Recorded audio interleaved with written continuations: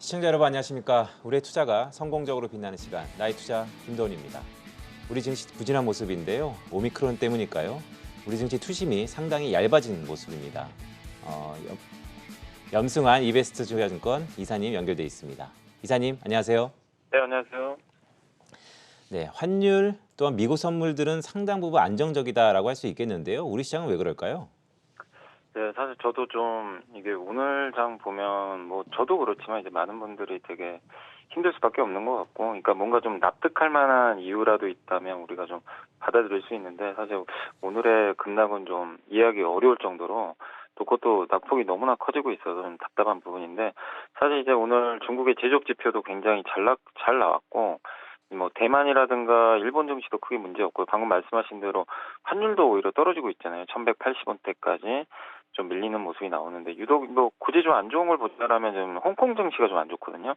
홍콩 증시가 한 1% 이상 좀 빠지는 거, 그 정도인데, 사실 우리나라가 뭐 물론 홍콩 증시에 연동이 안 되는 건 아닌데, 여타 국가들이 이렇게 분위기가 좋은데 굳이 이제 우리 한국 증시가 좀 홍콩 증시랑 좀 연동이 되면서 약하다는 것도 좀 명분이 좀 떨어지지 않나 싶습니다. 그래서 오늘은 이제 사실 좀 약간 오늘 종가에 이벤트가 하나 있긴 있어요. MSCI 지수 리밸런싱 이제 편출입 관련 이슈가 하나 있긴 있는데, 요거와 관련해 가지고 뭐 그 주변에 좀 나오는 뭐 정보나 이런 것들을 보면, 물론 이제 편출입됐던 이제 기업들은 다 결정은 돼 있는데, 아마 국내 대형주 쪽에서도 일부 좀 자금이 리밸런싱 때문에 좀 나가는 거 아니냐, 이런 좀 우려감도 좀 일부 있는 것 같습니다. 근데 그게 정확히 팩트인지는 뭐 알 수는 없지만, 항상 우리나라가 MSCI 지수 이제 리밸런싱을 이게 3분기마다 하거든요.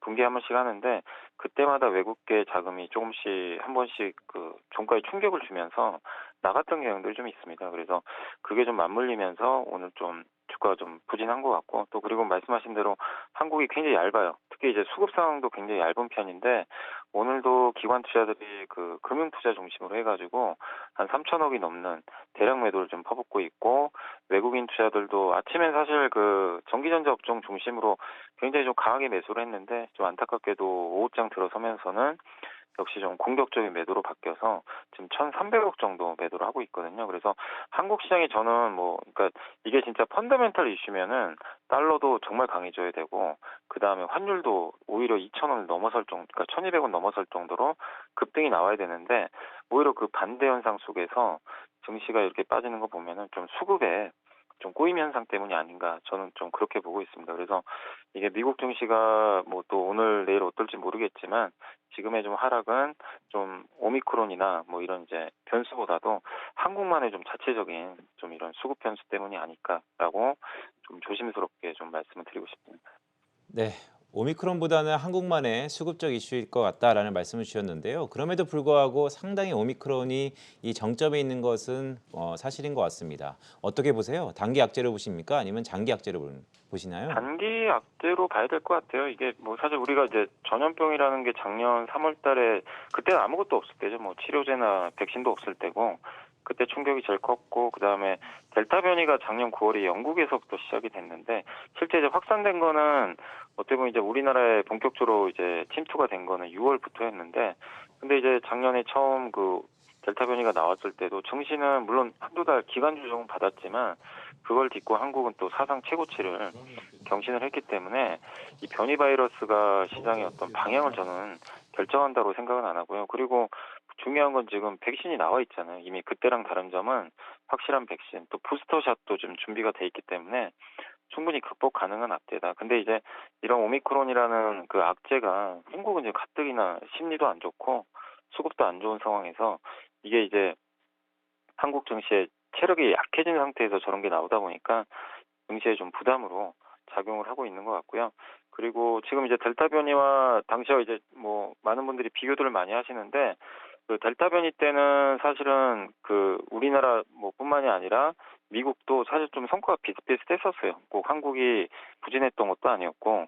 근데 지금은 뭐냐면은 델타와 오미크론의 확실한 차이점은, 지금은 우리나라를 비롯한 신흥국이 압도적으로 지고 있거든요. 굉장히 좀 주가 부진했기 때문에, 이런 상황에서 지금 신흥국만 또 이 오미크론 때문에 더 빠진다, 그렇게 보는 것도 저는 좀 무리가 있다고 생각합니다. 분명히 우리 한국은 전 세계에서도 가장 좀 저평가된 증시 중에 하나이거든요. 그래서 이게 뭐 단기적인 악재로 번질지는 좀 봐야 되겠지만 2주 후에 뭐 어느 정도 좀 윤곽은 나오겠죠. 그래서 예전에 그 변이 바이러스처럼 그런 식으로 흘러간다라면은 좀 단발성 악재로 좀 보는 게 맞는 것 같고, 그리고 바이든 대통령도 분명히 언급을 했거든요. 봉쇄 조치는 없다. 또 한국도 사실 봉쇄 조치를 취하기가 좀 어려운 게 이렇게 되면 또 자영업자분들을 비롯해서 내수 경기가 굉장히 힘들어지거든요. 그래서 리오프닝을 계속 좀 진행하는 과정에서 이런 좀 오미크론에 대한 이슈들이 좀 2주 정도 어떤 불확실성이 있는 상황에서 어느 정도 좀 데이터들이 나쁘게만 나오지 않는다면은 조금은 진정될 수 있는 좀 단기 악재가 되지 않을까라고 저는 좀 생각은 하고 있습니다. 네, 이사님 마지막 질문 좀 드리겠습니다. 네. 하지만 변동성이 매우 큰 상황입니다. 보유자 입장에서 본다면 투자 전략을 우리가 어떻게 가져가야 될까요? 일단 그냥 이럴 때는 너무 복잡하게 생각하지 마시고요. 사실 이제 많은 분들이 나오셔서 뭐 주식을 팔아라, 보유해라, 사라 뭐 이렇게 다양한 얘기들 하실 텐데 거기에 대한 이제 근거를 확실히 한번 들어보시고 거기에 뭐 여러분들이 동의를 하시면 그대로 하시면 돼요. 모든 건 여러분이 결정을 하는 거니까. 근데 이럴 때일수록 되게 저는 단순하게 생각하시면 좋을 것 같아요. 그러니까 시장을 볼 때도 일단은 지금 악재들이 계속 노출이 되고 있잖아요. 이런 것들이 충분히 반영이 됐는지, 충분히 주가가 저렴한 상황인지 이런 것들을 좀 먼저 한번 좀 살펴보시고, 저는 아까도 말씀드린 대로 한국 기업들이 굉장히 지금 한 5개월 내내 빠졌잖아요. 그래서 저가 매력은 좀 있다고 생각을 하고 있고, 그리고 저는 여전히 좀 긍정적으로 보고 있는 게 한국 기업들 특히 이제 지수를 결정하는 게 삼성전자나 현대제 같은 이제 그 반도체랑 자동차로 좀 보고 있는데, 특히 반도체는 오늘도 반도체 가격이 올라갔어요.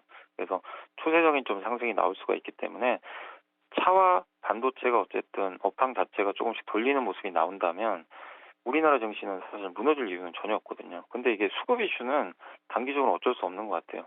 그러니까 이런 식의 어떤 논리에 동의를 하신다면 지금 주식을 팔고 뭐 그러는 것보다는 오히려 내년에 아니면 지금 턴어라운드 하고 있는 기업들을 좀 공부를 하셔가지고 그쪽으로 포트폴리오를 오히려 좀 재편하는 기회로 활용하는 게 좋을 것 같습니다. 어쨌든 지수가 어디까지 빠질지 뭐 아니면 내일 당장이라도 올라갈 수도 있는데 사실 그거는 크게 지금 의미가 없는 것 같아요. 그래서 저는 개인적으로 어쨌든 지금은 주식 비중 좀 유지하시면서 좀 일부 포트를 좀 한번 재편하시는 그런 기회로 좀 활용하시면 좋겠고, 누구나 좀 힘들고 저도 이제 방송을 많이는 하고 있는데 되게 힘들어요. 뭐 이런 말씀 전해드리기도 좀 너무 어려운 구간이긴 하지만 이럴 때일수록 너무 좀 좌절하지 마시고 더 공부하시고, 이렇게 좀 어려울 때일수록 공부 더 해서 좋은 종목, 좋은 기업 발굴해야 되는 것 같아요. 그래야 그 다음에 또 이 기회를 활용할 수 있는 거니까요. 그래서 여러분들이 좀 슬기롭게 좀 어려운 장 잘 이겨내시면 좀 좋을 것 같습니다.